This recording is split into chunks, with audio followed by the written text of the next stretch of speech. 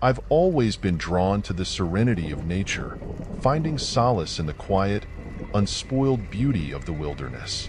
After a particularly stressful few months at work, I decided to take a solo camping trip to a remote forest I had heard about from a fellow nature enthusiast.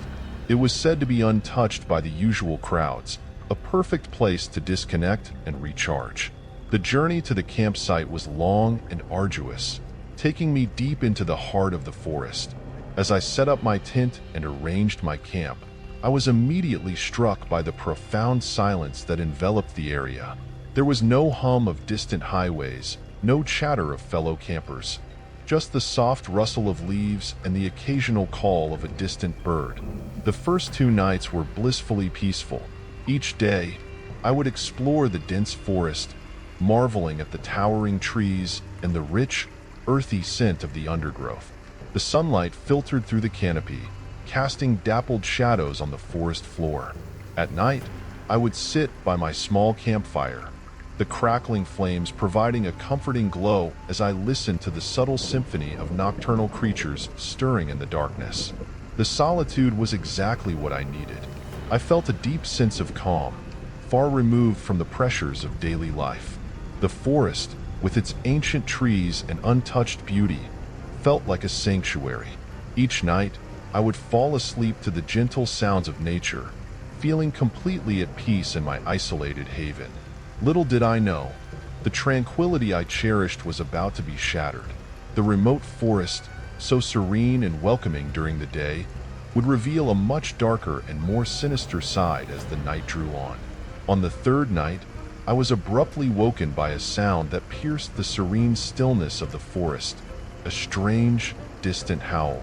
It was unlike anything I had ever heard before, a haunting, elongated cry that sent a shiver down my spine. I sat up in my tent, my heart pounding as I strained to listen. Curiosity began to gnaw at me. What could have made such a sound? Was it a wild animal, or something else entirely?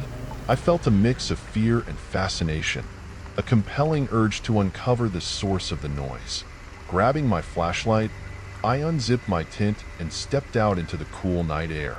The forest was bathed in the soft, silver light of the full moon. The trees cast long, dark shadows, and the underbrush rustled faintly in the gentle breeze. The eerie quiet was punctuated only by the occasional chirp of a cricket or the distant hoot of an owl.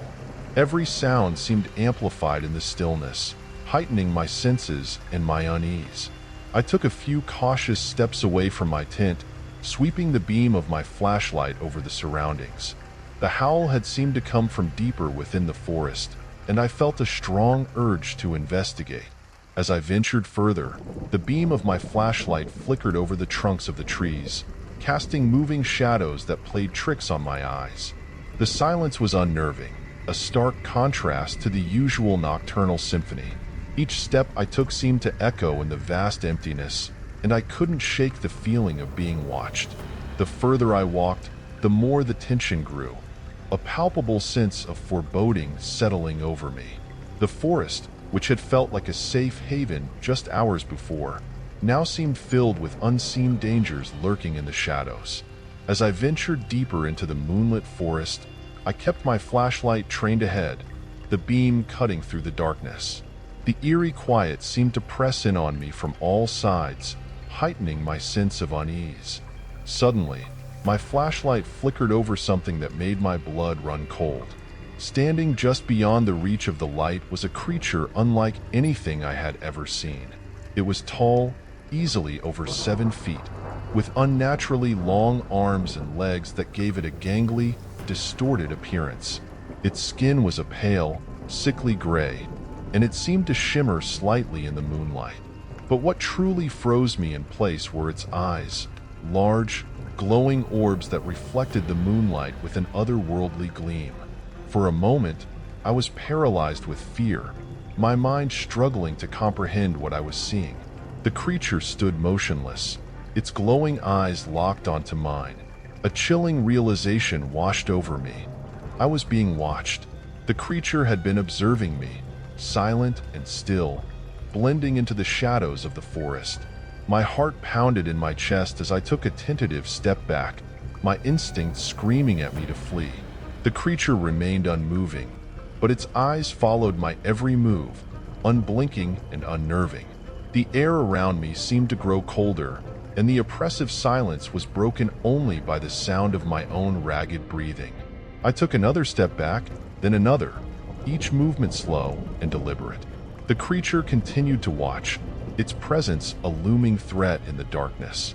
My mind raced with fear and adrenaline, urging me to retreat to the safety of my tent. Gathering every ounce of courage, I turned and began to move more quickly, my flashlight bobbing erratically as I navigated the uneven forest floor. The moment I turned my back, I heard a soft rustling, as if the creature had begun to move.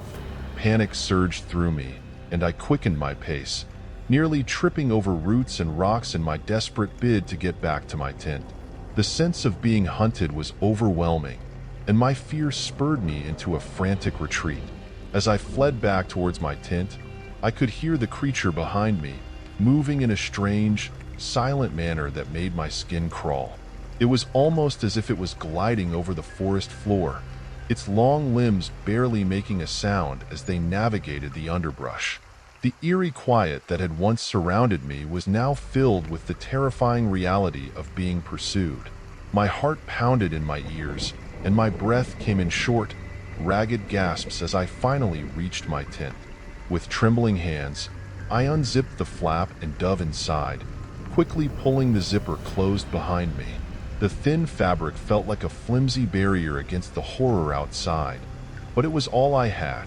I sat in the darkness, my back pressed against the side of the tent, straining to hear any sound over the thunderous beating of my heart.